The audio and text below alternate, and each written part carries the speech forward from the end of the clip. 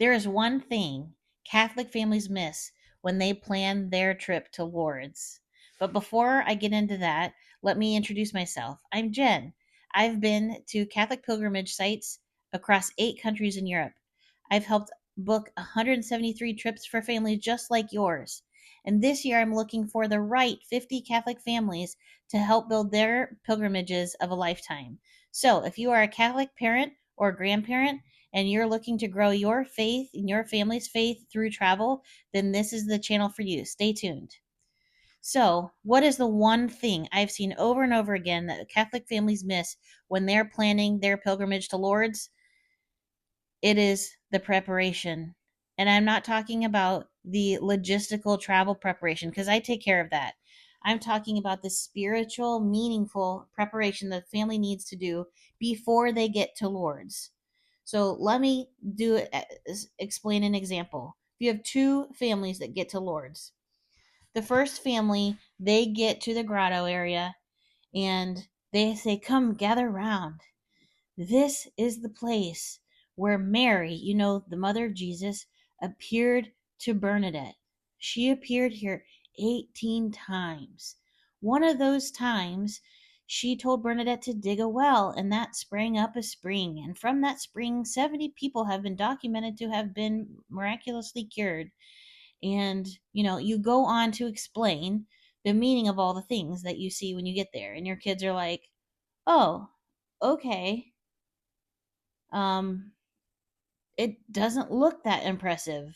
It just looks like a little cave on the side of a hill in this country that took us forever to get to, right? Now, think of plan or family B.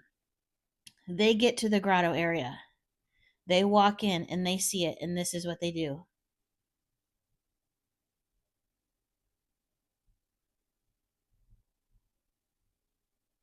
right? They know the importance of the space. Once they look for a minute, they say, "That's where Mary appeared to Bernadette. That's the spring that she dug." And she was like, everyone was making fun of her because she looked like she was like a pig digging. And because this is where pigs, like, actually this is where they were like where wild pigs roamed, and that's where the spring gets sprung, and that's where you can go fill up your water bottle. "Mommy, can I go fill up my water bottle over the spring?" "Oh, where's the place where we can go light a candle? Because I've got all these intentions to pray for all my friends because I've been like preparing for this for so long."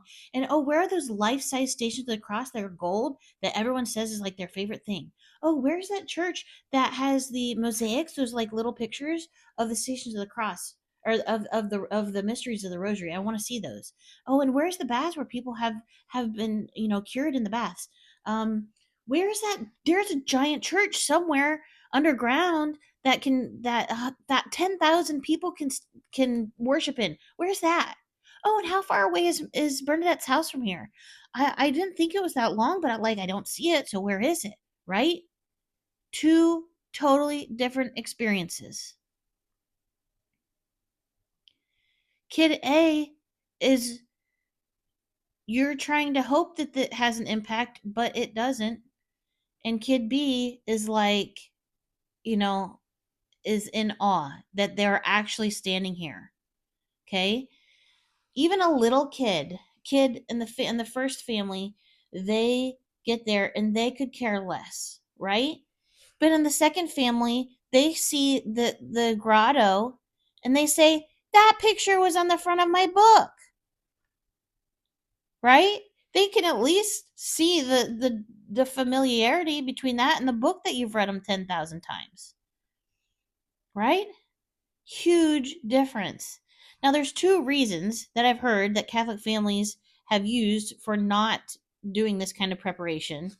And one was a homeschool family, and they said, "I just didn't want it to feel like school. I didn't want to like over prepare them or like make them study so hard that it just was, it just felt like school." And the other family said, "I was afraid if they learned about it, it would be boring, and then they wouldn't be excited about the trip because it would just be a boring vacation. And I thought maybe if they just could see it, it would be, better." But let me ask you, if you hear a gospel story on Sunday that you've heard before, what happens in your brain? You think, I know this story. Oh, yeah, this is that story. And you're actually listening maybe for details you haven't heard before. And you're listening for just maybe, just new information, right? Or it's confirming the story that you've already heard. And you're like, oh, this is my favorite part, right?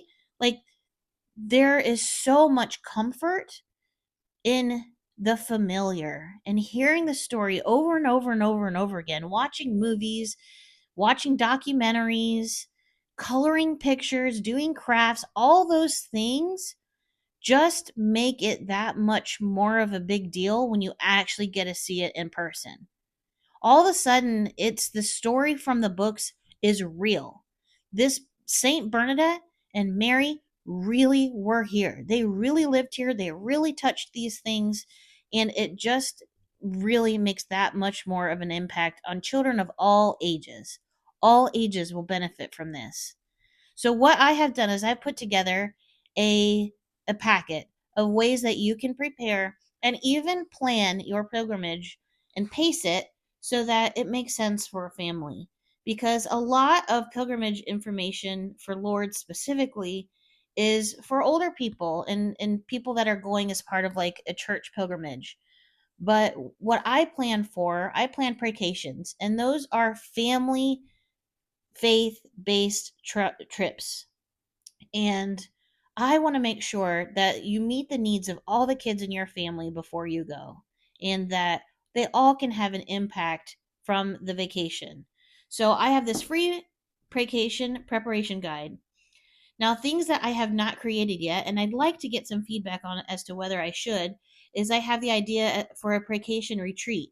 And that will have a whole book list of things that you can do, that you can books that you can read together, crafts, recipes, and all the things.